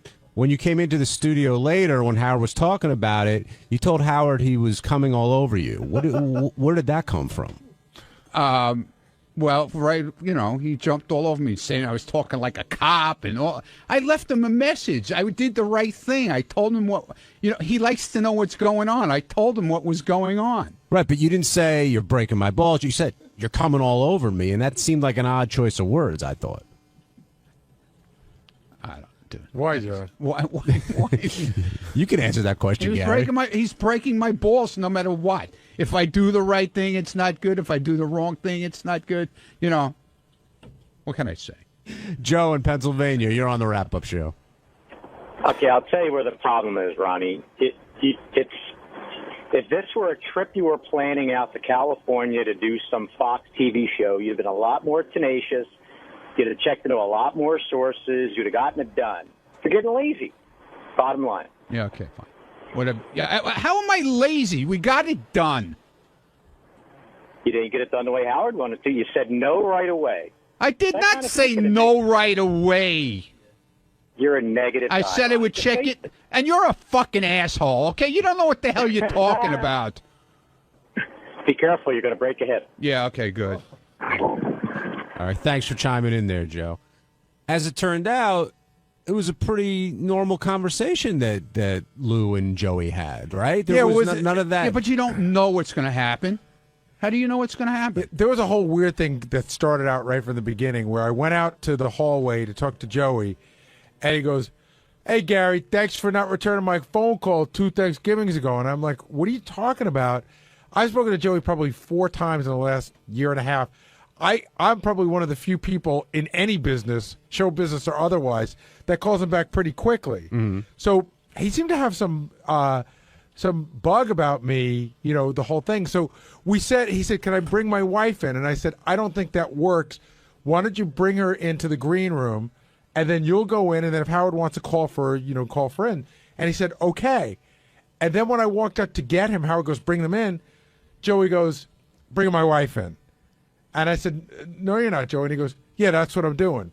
And I said, "Joey, we just talked about this 20 minutes ago." "No, we didn't." "Yeah, we did, Joey. We just talked about it." "Well, I changed my mind." I go, "I know, I changed mine as well. She can't come in." And it got so, this is, of course, while I'm walking her in. So it got to be, he was very odd today. He was in this very odd and contentious mood. And then I guess I was the brunt. I didn't hear it, but I guess it was the brunt of Gary's keeping me off the show. Where you going, JD? Yeah. JD, where you going? Why are you writing it on paper? Why don't you speak into the microphone? It was something that we already covered, actually. So what? It was a good point, though, JD made. Well, look, I won't say, Ronnie. I won't say. Speak up, man. I won't say it was JD because I didn't have this conversation with him.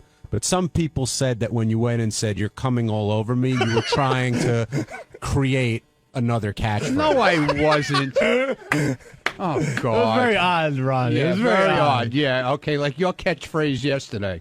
No, my catchphrase yesterday. Yeah. Oh, pussy fog. Yeah. Well, yeah. You don't hear me using pussy fog, do you? You don't hear me using coming all over me. Yeah, either, you do did actually. I used it once today. That's it. Okay.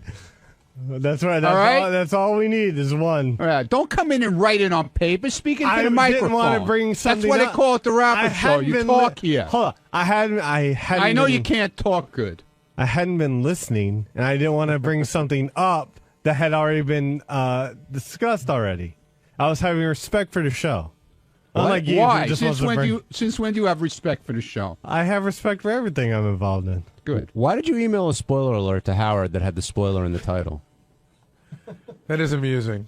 I'd love to hear this explanation. There was a mention, Arquette mentioned Howard on Jimmy Kimmel, and I forwarded the message, and I assumed he had already seen Arquette had gotten kicked off, so I just put spoiler alert: Arquette was kicked off last night. But why would you assume it? Because you don't know that Arquette's kicked off till like 9:58, right? Yeah, well, I assumed he woke up early enough or tried to find out or something. Because most people would have been, spoiler alert, don't read this if you don't want to know who got kicked off Dancing with the Stars last night. He's going to see either way. He's going to see who mentioned him on Kimmel. No, but if you said what I just said, then he wouldn't do that. No. Well, I mean, but Gary's saying, like, you would just say, spoiler alert, the results of Dancing with the Stars vote is either in way, there. if I put spoiler alert or not, it would have been spoiled because he would have seen that not if he Arquette didn't want had it. He mentioned him. he wouldn't have. Oh, if you said spoiler alert, don't open if you don't want to know who got kicked off Dancing with the Stars. He wouldn't have opened it. He would have to know either way. So you were being sarcastic writing spoiler alert. A little bit, yes. But sometimes sarcasm gets lost in an email. Well, sorry. Did Howard open his email and then did it spoil it for him, or did he already know? I think he already knew. Yeah. So there you go. You came all over him, man.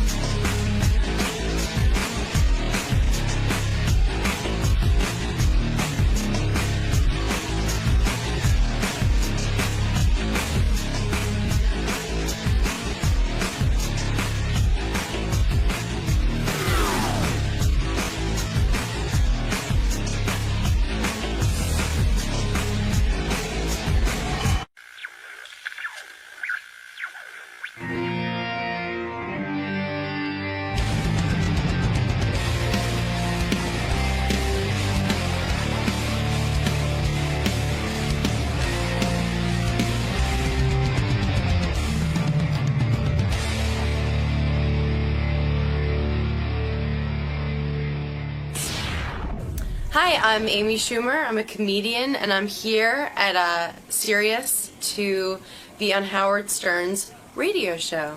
And it seems like people really like it. Now, yeah, it's mildly popular. Yeah, he has some listeners, right? He's growing.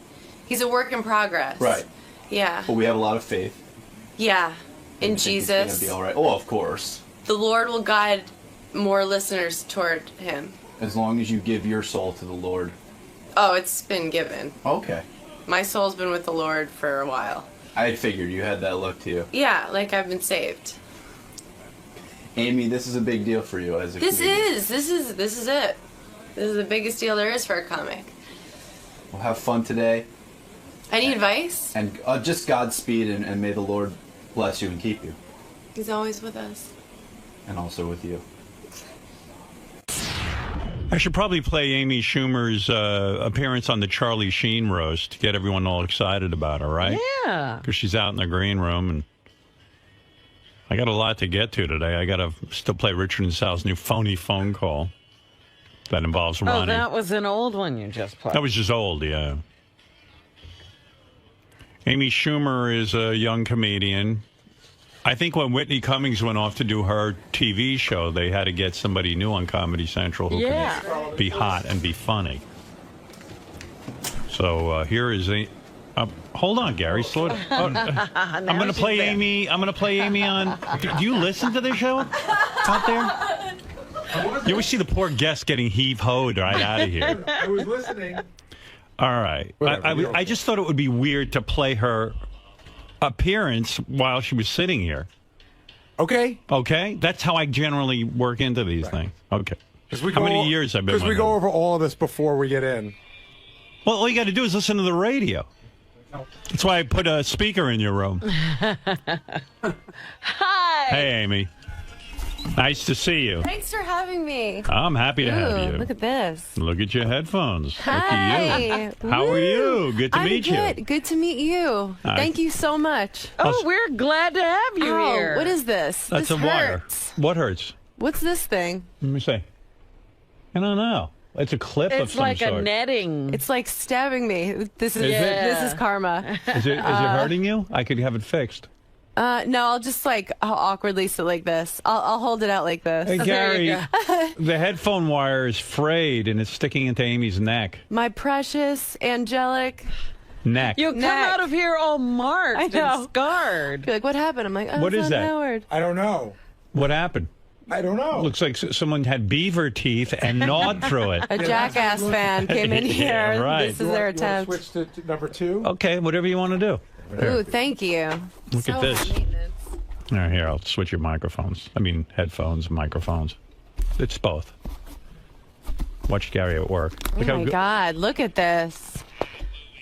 Thank you. Better. Okay. Miracle worker. Feel I good? feel wonderful. Yeah, I feel good. Amy, so whenever I have a comedian in here and they do one of those roasts, I love to ask them about how awkward it is, because when you sit there, It's dangerous. You got Mike Tyson you're goofing. Yeah, and he was like so gentle, but you do have the feeling like, oh, you could murder me right now. I watched that roast and I thought, I don't think Mike Tyson understands. Like, he should just quiet down. Like, he was actually arguing with you. Like, are we going to take this? Like, he's like starting a riot. I think some people don't ever watch a roast before Right. they do it, and so he thought it was like an urban like comedy situation where it was like good to participate, but it was like no, he kept talking to me. That's why I had to. Did anyone calm him down during the commercials and explain, Mike, this is something where you just kind of take Don it? King was there. Yeah. No, nobody. He was. No, Don everyone King's was there to so- explain it to him. Yeah, everyone was so worried. I think he was like the wild card that they were Right. like he could really blow it,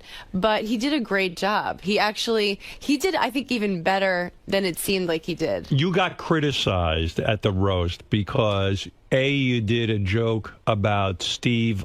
Steve-O, Steve-O right. was the guy who died, but I didn't think it was that offensive of a joke. It wasn't No. about that guy. It was more about Steve. It was about Steve. Yeah, no, I really like the Jackass guys in those movies. I totally just thought of it as another roast joke. That wasn't like. Was he angry with you afterward? Well, Comedy Central chose to cut to him looking like he was about to start sobbing. Right. So people were like, "Oh my God! Like, why did you ruin Steve-O's life?" But I didn't think that would be like the joke heard around the world. I didn't talk Do to you him th- after because he was at the hospital because his nose was broken.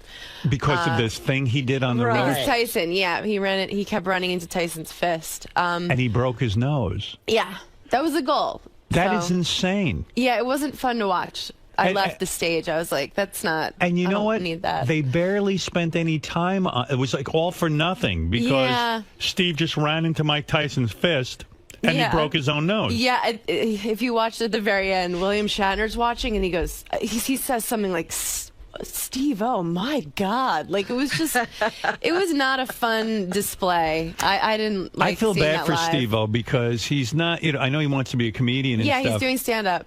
But he always then relies on the stunt that's going to eventually get him killed. There is a sadness to that, but Yeah. people love him. Like Yes. he has I found out the hard way. They have majorly hardcore fans. I love Steve. I've had on the show many times, great. but I He's always great. think he's going to kill himself. Like he'll all of a sudden light himself on fire, and I Yeah. go, one time this is going to go horribly wrong. He's a liability. That's the fear because he feels he has to deliver that. I know. And it was like, he so is going in the stand-up direction, but anything like that, there's a sadness to it. Now, I hadn't heard your roast in a while, and then I realized you were making some funny jokes about Patrice O'Neal's diabetes. Yeah. He's a comedian. I've had him on the show. Yeah, I love him. But he had like a stroke over the He weekend. did. He had a Oh, stroke. did he? Yeah, I saw that. didn't even hear that. I saw that on Twitter that he had is it a severe thing where I he think so. Oh. Like there's only been I work at the Comedy Cellar a lot, Right. and there's only been some sprinklings of what happened, but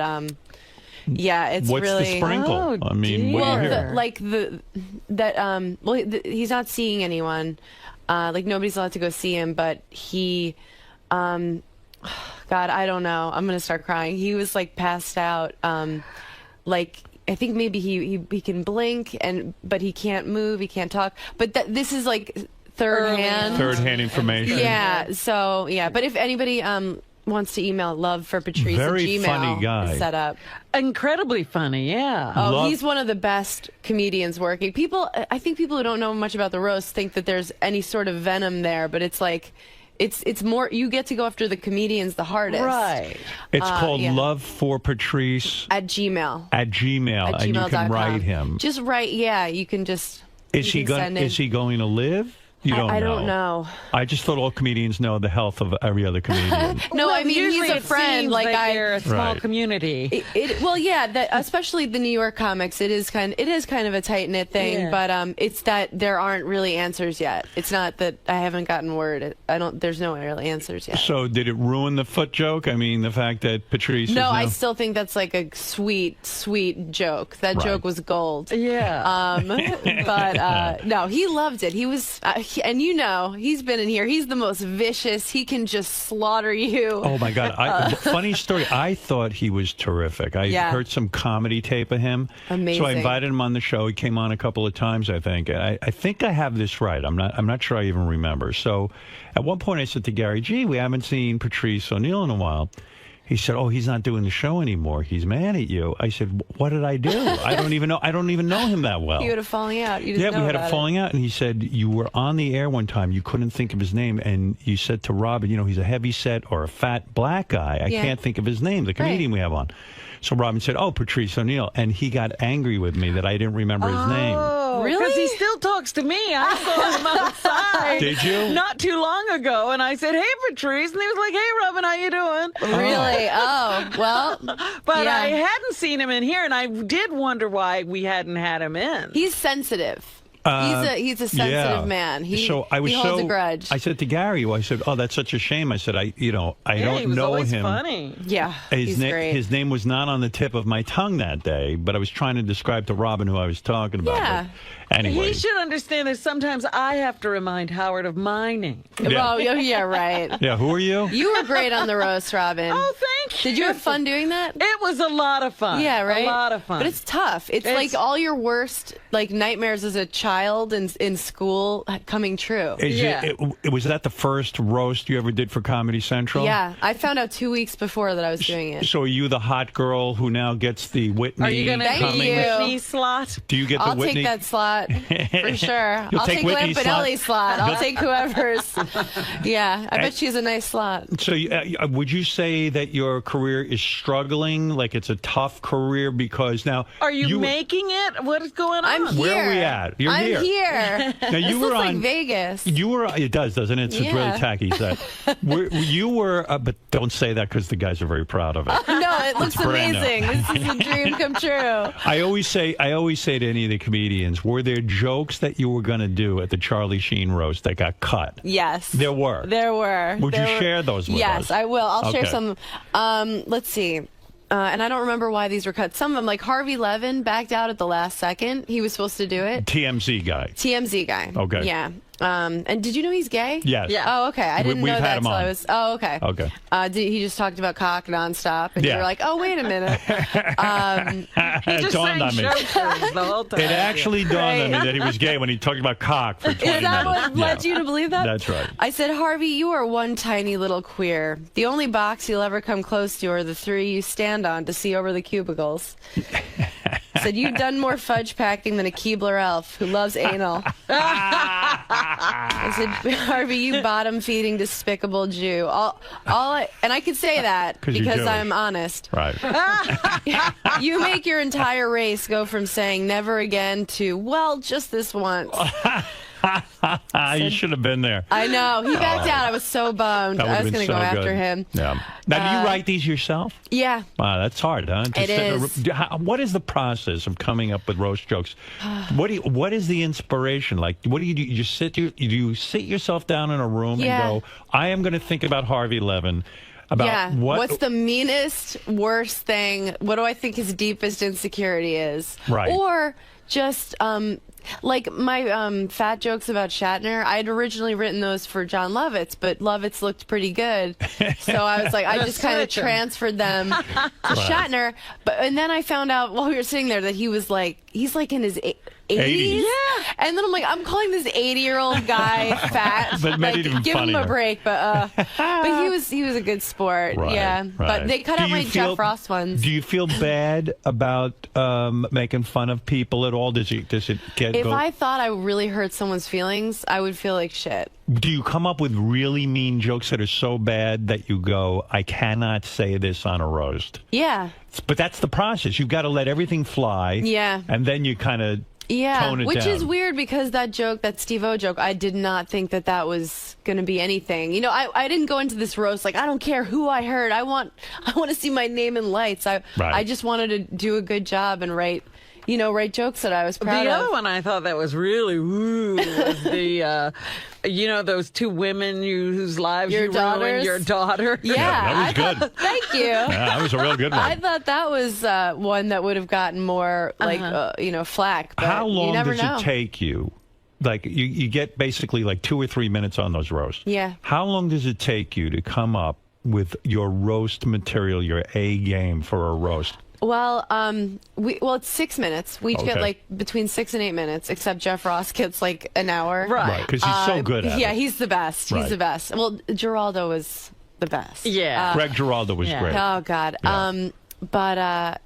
Yeah. So I think I found out that I might maybe do it like a month before. So I just started writing, and going around trying my set out. When I found out I was definitely doing it 2 weeks before, I went to every club and tried out the jokes. Every joke, right. And Yeah, Charlie which is Sheen is pretty easy. I mean, that's a lot to work with, and you don't feel bad doing it because his life is pretty awesome. Yeah. Right.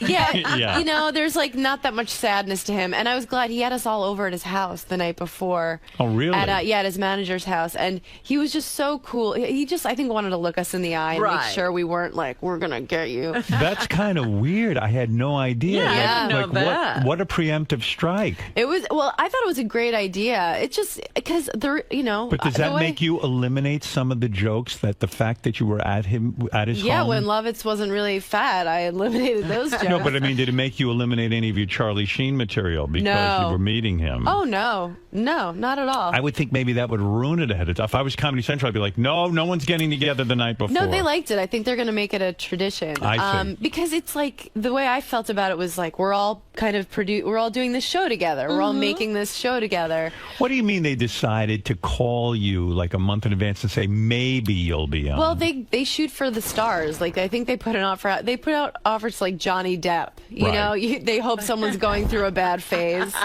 Like, they'll just catch someone having a meltdown. But is Johnny Depp really the right guy to have to one of those roles? You got to be really He's professional. hilarious. No, I'm just kidding. I'm just Johnny Depp, I mean, would be a disaster. Although people are excited to see Johnny Depp, People the movie love star. famous people. Yeah, but I mean, you need a couple of views. I think you need comedian, like comics, do the best on there, no question. They That's right. sweeten everybody else's set after the fact, but the comics I think always do the best. Yeah. But yeah, my favorite part of the whole process was running around getting ready. So what did they cut of you? What did you say about Jeffrey Ross that they cut out? Oh, they cut out all my Jeff Ross jokes. Really?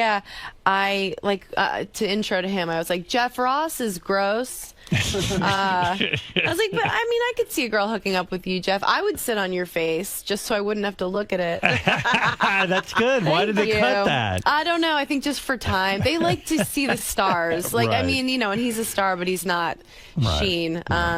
Kate Walsh she's had such a full life, but no one to share it with. She really proves that no amount of money in the world can fill the hole that her uncle used to. They said no. Oh. They're like, no. I'm like, okay. I don't know. I would have liked her. Right? Yeah. Why not? Yeah. She was cool. She's so cool. She Does would have been fine with it. Does it kill you inside when you've crafted these jokes, you went to comedy clubs, and then they go, ooh, And they stay on that piece of paper. You mean in the audience or Yeah. Comedy No, Central? does it kill you that like you spent all this time working on a joke and then suddenly Comedy Central says at the last minute, ooh, no one's ever going to hear it? Yeah, it does, hurts. right? It's like a loss. Yeah. Yeah, It because sucks. I mean, you can't wait almost to deliver that joke. Yeah, there's so many changes last minute that I was like, oh, it's going to be like this. Like, I was supposed to go up earlier, and then they're like, you're going almost at the end. So it's all these things, and you're just like, oh, and they don't care about, they care about the celebrities. I didn't even get, like, my makeup touched up. Nobody told me the red carpet had started. I was like, anyone want my picture? They were like, no, thanks. No one knows you. Do you have these jokes memorized in a sense because you've worked so long on them? Well, I only worked for 2 weeks on them, really. So a little bit, like I'd said them a bunch, but they're not on the tip of my tongue like my act would be. Is it your biggest fear that you'll craft a joke for the roast and then you're delivering it and then you stumble like over a word, and then all of a sudden, like Sarah Silverman told me that's her biggest fear. My biggest fear is rape. Rape. Next to but rape. Then, right after rape, a close second is no, not at all. I don't know. I don't know. I don't think so. Would your biggest fear be getting raped at the roast? Yeah, getting raped on TV. And stumbling over your lunch. Yeah. Yeah. Oh, my God. Speaking of rape. Yeah. So the one taboo thing they said to you, you can go do the Charlie Sheen roast, do whatever you want. But Mike Tyson, you can't mention talk about the rapings. You can't talk about rapings. Yeah, but we like sort of skirted around that because once they realized, because it wasn't the network that said no rape, it was like I think Tyson's wife, or they were like, "Hey, can we just sweep that rape under the rug?" Yeah, and we were all like, "Yeah, of course, we wouldn't bring that up." But one of my jokes, I just said. When you speak, you sound like a girl crying. Do you give yourself an erection? But he was like, he didn't even understand that. Yeah, it was that felt bad. That felt like like making fun of someone who was just like, what? Why didn't you say? The whole time he was saying, "Hey, are we going to take this?" I was like, "Oh, that brings up the rape to me." I know. He's like, "When should I start raping this girl?" Shatner's like, "I don't know." Why didn't you say to Mike Tyson, "I know you said no to the rape jokes, but since when does no mean no?" No means yes, Mike. Yeah, yeah. you know that. I wrote some good rape stuff that I had to cut. Losing the rape hurt. That really hurt. That was a good minute. That was a rape. Yeah, you got raped by the rape joke. Yeah. So when you do these Comedy Central roasts, that brings you, like, I had never really heard of you, and you were on Last Comic Standing, and you came in 4th place. Yeah. And yet I never watched that show. No, me neither. Yeah, I didn't care about. I can't even believe is it still on the air? I don't know. You don't even know. I'd never seen it before I did it. They don't. I don't think it was on this it has summer. launched no one. Right. You know how American Idol had Kelly Clarkson? There is no one that got famous off that show? No, not at all. Which was a great thing. I'd been doing stand-up 3 years. I was like, who's from out of town? Like doing soft shoe, and luckily no one saw it. So I got to then, for a year after Last Comic, I went around, I headlined, because, enough people watched it that you're a draw on the road. I really just got away with it. I'm surprised no one got their money back. And then I went back to opening for Attell and Norton and featuring and going on the road, and now I'm a headliner again. Yeah, right. Did you always feel that you wanted to be a stand-up comic? Was this something like was a burning desire? No, I'm looking to get out. I'm thinking about going to dental school. You want that sitcom? I don't know if I want that. I want to do work I'm proud of, like everybody, Right. But I love stand-up. Where'd you grow up? Rockville Center. Oh, yeah, I know. A horrible place. It is a horrible place. I hated it. I did not fit A lot of funny people come out of Rockville Center. That's true. Attell's from there also. I always tell Robin, I thought it was very anti-Semitic. They have the archdiocese there. Yes. They called me, instead of Amy Schumer, they called me Amy Jumer. Oh, wow. I'm serious. And one day, it was like this summer day, and I was walking past this bodega, and that's a deli for. We don't know that. Yeah, right. I did Rosetta Stone, right. And these kids they're like start throwing pennies at me, and I didn't even know that was like I was confused because they looked really mad, but I was like, this is awesome, Hey, free money. Like well seen in Goonies. Hey, they like me. They really like me. Yeah, no, I dealt with total anti-Semitism in Rockville Center. They have that golf club and beach clubs where they're like, I'd have to change my last name. So they didn't know I was Jewish. It's like the real deal. So how do you end up in stand-up comedy if you didn't fantasize about it? I was a problem child. Teacher's worst nightmare and class clown were like my little awards. Oh, really? Were you really a bad kid? Yeah, I had Saturday detention every single week. Really? Yeah, like Breakfast Club, Saturday What would you detention. do in school that was so bad? I was a huge wise ass. I would say the funniest thing I could think of. Like I just liked making myself laugh and making people uncomfortable. Right. I would always and I never saw the teachers as like these untouchable authorities, Wow. I'd be like, listen, Gil, I'm really bloated today. You know, I just I never. can't be in your gym class. Yeah, I was like, I know that you go home and you black out and you call hookers. Like, do I have to pretend because you're wearing a suit that I should respect? I just couldn't. Wow. So you were disrespectful. Did you go to college? Did Yeah. You, oh, you did. Yeah, no, I wasn't disrespectful to the teachers that like treated you like a human being. Right. But you know, the people who like just have personality disorders who take it out on kids. I like justice. You know. Are men really intimidated by you because That's you're? what I tell myself. No, seriously. Are they? Do you have a boyfriend? No, I'm You don't? single. You Yeah. broke up recently? Yep. Were you dating the guy who was on the roast Yeah. with you? Yeah, we were together for 2 years. Which guy? Oh, that guy? Anthony, yeah. He's great. The guy whose name you didn't know.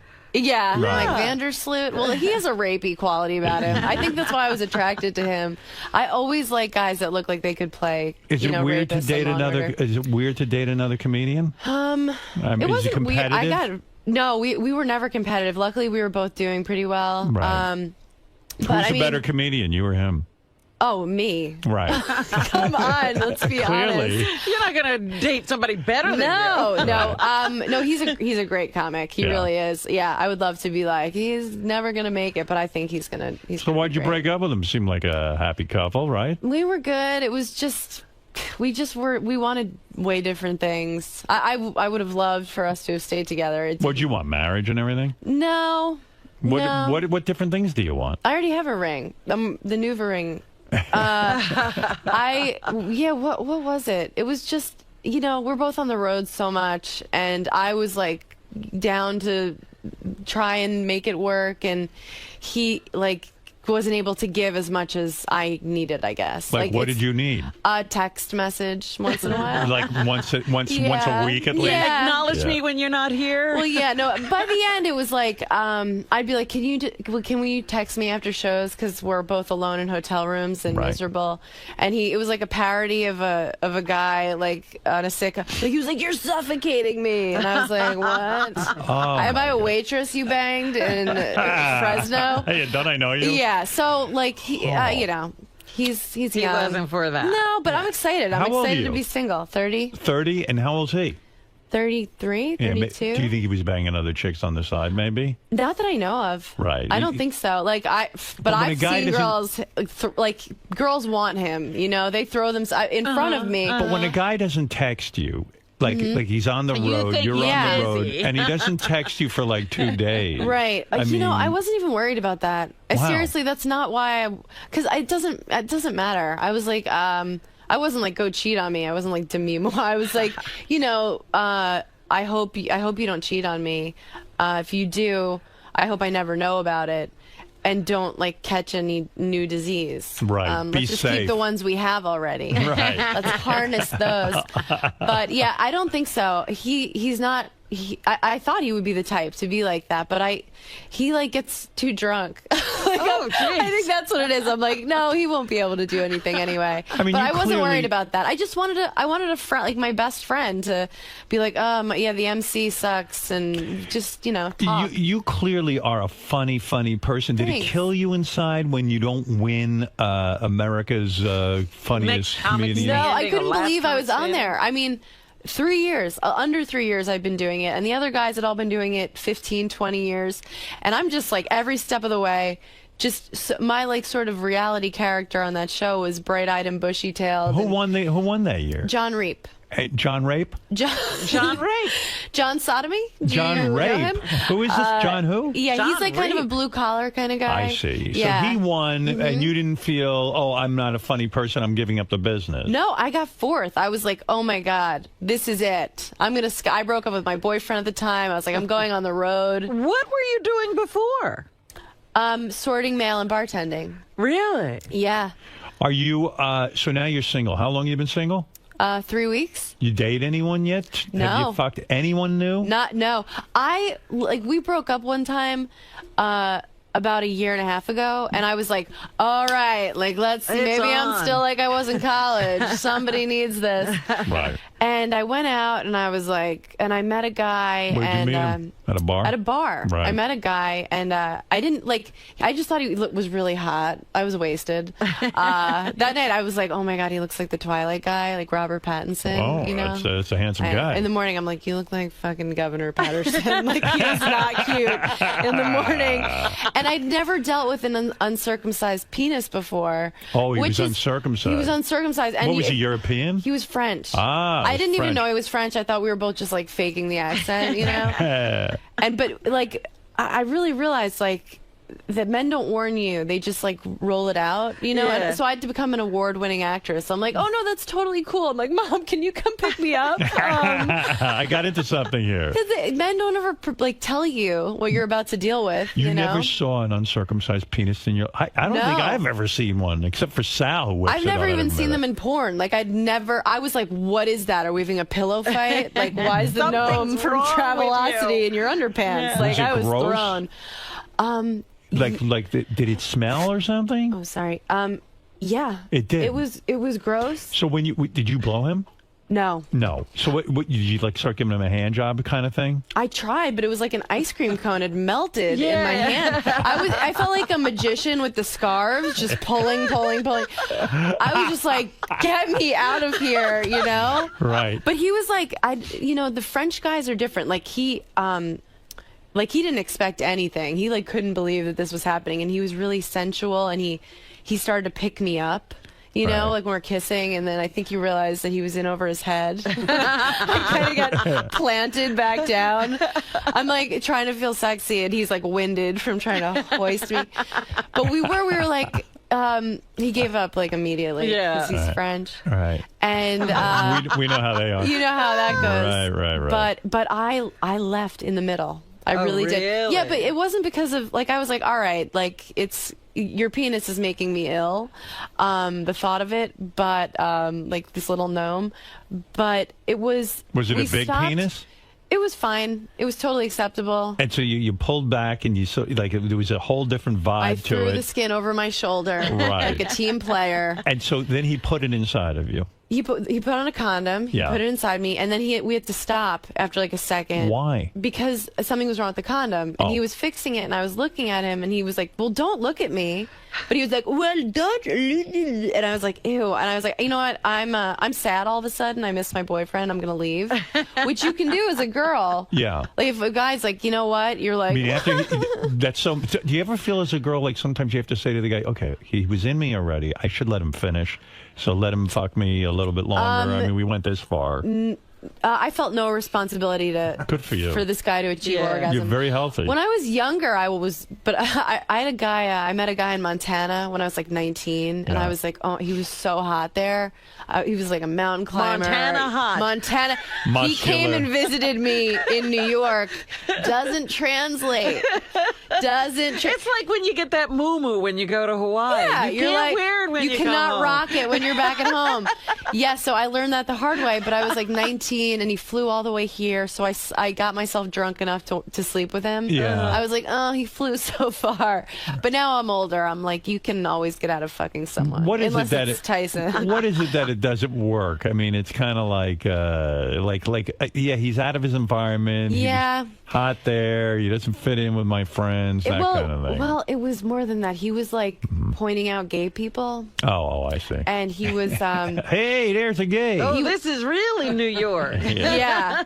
You know, when you're in the mountains and all you're seeing is the sky, and he was like in a Dave Matthews cover band. I was 19, okay? I'm 19 years old. And but in retrospect, like, he was such a dirtbag. Like, he just wanted to. Hey, wait a second. Here's the French guy who fucked her. We just found Oh, him. my God. Oh, he's on the I phone. would be What was so it like when you were? terrified. What were you like? Did you enjoy having sex with Amy? Oh, my God. It would have been nice to have a little sex with her. You were having sex with her. I was trying to have sex with her. Yeah, so what? sounding like feeling my Borat. foreskin over her shoulder. This is not sounding with French. the condom? Oh, I don't know. The condom was grossed out, too. Was your foreskin? Pretend it was upholstery. Use your imagination. You're a comedian. Oh my God, flawless French accent. Thank you. That's I trained him myself. You're a dialects coach. I That's had right. no idea. So you were a bad kid who got in trouble at school. And then you make the switch to become a comedian somehow. Yeah. First time you get on stage, a disaster, I imagine. Where do you go to become a comedian? I went to Gotham Comedy Club. Yeah. It used to be on a different street. It was like small, and I just walked by. I'd done theater, like I majored in theater, Right. so I didn't have to get over stage fright. But I Where'd you go to college? Towson University. Where the hell is that? Baltimore. Maryland. Yeah. Maryland. Yeah. I Acting center of the world. Oh God! Yes. Everybody that comes school out of has Towson. churned out every I think great Meryl artist. Streep, Jack Nicholson, Right. Marlon Brando. I think Brando. He would Brando. come back, Talk about it, have a but they couple all master went there. classes. Yeah. So you went there. Charles Dutton, guys. Anybody? Oh, boy. Rock. And then you got up on stage. Yeah, I tried it And you killed, I bet, the first time. the first time. Yeah. Did you have material when you got up on stage? I walked past Gotham and it said, if you bring 4 people, you can get on stage. So I called, I'm from not far away. So I called people, they came in and I wrote, horrible jokes and delivered them like I was Seinfeld. Yeah. What was the first joke that you ever told? Do you know? Yes. What is it? Oh God. It was about,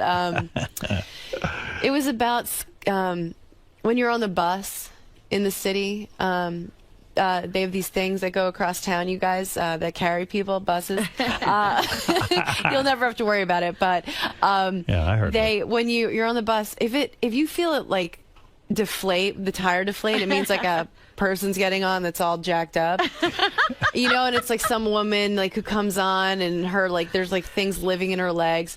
I talked about that, and I talked about skywriting and how skywriting annoyed me because it always faded. And I had like a little arc to the set because I was like, so this summer if you're gonna propose to somebody, guys, it was like it was horrible. Was your delivery all wrong? Was it just like... I had like some sense of timing, but Right. I have a tape of it, and it's the most.